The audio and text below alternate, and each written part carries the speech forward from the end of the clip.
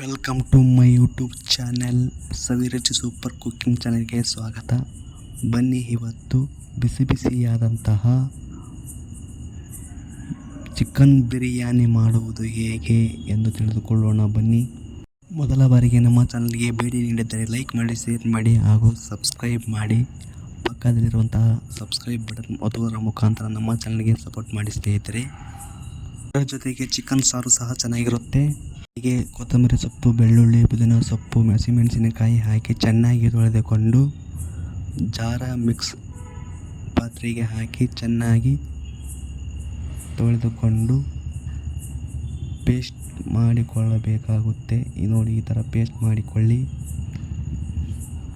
ಬಿರಿಯಾನಿಗೆ ಸ್ವಲ್ಪ ತರಕಾರಿಯನ್ನು ಹೆಚ್ಚಿಕೊಳ್ಳಬೇಕಾಗುತ್ತೆ. ಈರುಳ್ಳಿ ಸ್ವಲ್ಪ ನೋಡಿ, ಈಗ ಈ ಥರ ಚಿಕ್ಕದಾಗಿ ಹೆಚ್ಚಿಕೊಳ್ಳಿ. ನಂತರ ಟೊಮೊಟೊ ಹಣ್ಣನ್ನು ಈ ಥರ ಚಿಕ್ಕದಾಗಿ ಹಂಚಿಕೊಳ್ಳಬೇಕಾಗುತ್ತೆ ಹಾಗೂ ಹಸಿಮೆಣಸಿನಕಾಯಿ ಈ ಥರ ರೆಡಿ ಇಟ್ಟುಕೊಳ್ಳಬೇಕಾಗುತ್ತೆ. ನೋಡಿ, ಈ ಥರ ಹೆಚ್ಚಿಕೊಂಡು ನಂತರ ಹೀಗೆ ಕಟ್ ಮಾಡಿಕೊಂಡು ರೆಡಿಯಾಗಿ ಇಟ್ಟುಕೊಳ್ಳಬೇಕಾಗುತ್ತೆ. ನಂತರ ಶುದ್ಧವಾದ ಚಿಕನನ್ನು ಚೆನ್ನಾಗಿ ತೊಳೆದುಕೊಂಡು ಈ ಥರ ರೆಡಿ ಮಾಡಿಟ್ಟುಕೊಳ್ಳಬೇಕಾಗುತ್ತೆ. ಶುದ್ಧವಾದ ಚಿಕನ್ ಸಹ ತೊಳೆದು ಈ ಥರ ರೆಡಿ ಮಾಡಿ ಇಟ್ಟುಕೊಳ್ಳಬೇಕಾಗುತ್ತೆ. ನಂತರ ಬಾಸ್ಮತಿ ರೈಸ್ ನೋಡಿ ಸ್ನೇಹಿತರೆ, ಬಾಸ್ಮತಿ ರೈಸನ್ನು ಒಂದು ಪಾತ್ರೆಗೆ ಹಾಕಿ ಚೆನ್ನಾಗಿ ತೊಳೆದು ಸ್ವಲ್ಪ ಈ ಥರ ಸ್ವಚ್ಛವಾಗಿ ತೊಳೆದುಕೊಂಡು 1-2 ನಿಮಿಷದವರೆಗೆ ನೆನೆಯಬೇಕು. ನಂತರ ಚಿಕನನ್ನು ಸಹ ಹೀಗೆ ಎಲ್ಲ ರೆಡಿಯಾಗಿ ಇಟ್ಟುಕೊಂಡು ಶುದ್ಧವಾದ ಚಿಕನ್ ಹಾಗೂ ತರಕಾರಿ ಕಟ್ ಮಾಡಿಕೊಂಡಿರುವಂತಹ ತರಕಾರಿಯು ಸಹ ರೆಡಿ ಮಾಡಿಟ್ಟುಕೊಳ್ಳಬೇಕಾಗುತ್ತೆ. ನಂತರ ಒಂದು ಪಾತ್ರೆಗೆ ಚಕ್ಕೆ, ಲವಂಗ, ದಾಲ್ಚಿನ್ನಿ ಎಲೆ ಹಾಕಿ ಹುರಿದುಕೊಂಡು ಪೇಸ್ಟ್ ಮಾಡಿಕೊಳ್ಳಬೇಕಾಗುತ್ತೆ. ನಂತರ ಅರಿಶಿನ ಕೊಂಬನ್ನು ಸಹ ಪೇಸ್ಟ್ ಮಾಡಿಕೊಳ್ಳಿ. ಈ ಥರ ಪೇಸ್ಟ್ ಮಾಡಿಕೊಂಡಿರುವಂತಹ ಮಸಾಲೆ ಪದಾರ್ಥ ಹಾಗೂ ಅರಿಶಿಣವನ್ನು ಚೆನ್ನಾಗಿ ಚಿಕನಿಗೆ ಮಿಕ್ಸ್ ಮಾಡಿಕೊಳ್ಳಬೇಕಾಗುತ್ತೆ. ಸ್ವಲ್ಪ ಮೊಸರನ್ನು ಸಹ ಮಿಕ್ಸ್ ಮಾಡಿಕೊಳ್ಳಬೇಕು. ಈ ಥರ ಮಾಡಿಕೊಳ್ಳಬೇಕಾಗುತ್ತೆ. ನಂತರ ಒಂದು ಪಾತ್ರೆಗೆ ಎಣ್ಣೆಯನ್ನು ಹಾಕಿ ಒಲೆಯ ಮೇಲೆ ಇಟ್ಟು ಬಿಸಿ ಮಾಡಿಕೊಳ್ಳಬೇಕು. ಅಡಿಗೆ ಎಣ್ಣೆಯನ್ನು ಹಾಕಿ ಬಿಸಿ ಮಾಡಿಕೊಂಡ ನಂತರ ದಾಲ್ಚಿನ್ನಿ ಎಲೆ ಹಾಗೂ ಚಕ್ಕೆ ಲವಂಗ ಹಾಕಿ ಚೆನ್ನಾಗಿ ಕೆಂಪಾಗಿ ಹುರಿದುಕೊಳ್ಳಿ.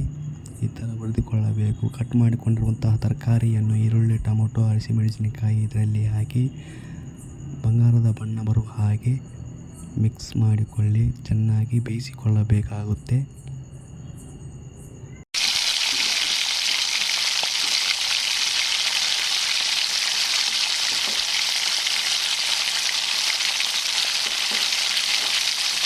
ರೆಡಿ ಮಾಡಿಕೊಂಡಿರುವಂತಹ ಚಿಕನ್ ಮಸಾಲವನ್ನು ಹಾಕಿ ಮಿಕ್ಸ್ ಮಾಡಿಕೊಂಡಿರುವಂತಹ ಚಿಕನ್ನನ್ನು ಈ ಥರ ಮಿಕ್ಸ್ ಮಾಡಿಕೊಂಡಿರುವಂತಹ ಚಿಕನ್ನನ್ನು ನೋಡಿ ಈ ಪಾತ್ರೆಗೆ ಸ್ವಲ್ಪ ಹಾಕಿಕೊಳ್ಳಬೇಕಾಗುತ್ತೆ. ನೋಡಿ ಸ್ನೇಹಿತರೆ, ಈ ಥರ ಚಿಕನ್ನನ್ನು ಅದರಲ್ಲಿ ಪಾತ್ರೆಯಲ್ಲಿ ಹಾಕಿ ಚೆನ್ನಾಗಿ ಮಿಕ್ಸ್ ಮಾಡಿಕೊಳ್ಳಬೇಕಾಗುತ್ತೆ. ಮಿಕ್ಸ್ ಮಾಡಿದ ನಂತರ ಮುಚ್ಚಳನ್ನು ಮುಚ್ಚಿ ರುಬ್ಬಿಕೊಂಡಿರುವಂಥ ಸೊಪ್ಪನ್ನು ಅದರಲ್ಲಿ ಹಾಕಬೇಕು.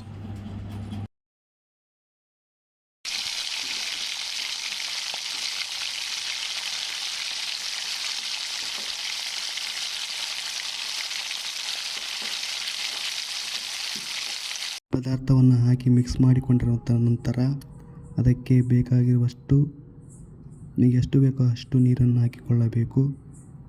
ನೋಡಿ, ಈ ಥರ ನೀರನ್ನು ಹಾಕಿಕೊಂಡು ಚೆನ್ನಾಗಿ ಕುದಿಸಿಕೊಳ್ಳಬೇಕಾಗುತ್ತೆ. ಈ ಥರ ಮಿಕ್ಸ್ ಮಾಡಿ ಕುದಿಸಿಕೊಳ್ಳಬೇಕಾಗುತ್ತೆ. ಕುದ್ದ ನೀರಿಗೆ ಹಾಗೂ ಕುದ್ದಿರುವಂತಹ ಪಾತ್ರೆಗೆ ನೆನೆಸಿಕೊಂಡಿರುವಂತಹ ಅಕ್ಕಿಯನ್ನು ಇದರಲ್ಲಿ ಹಾಕಬೇಕಾಗುತ್ತೆ ಸ್ನೇಹಿತರೆ.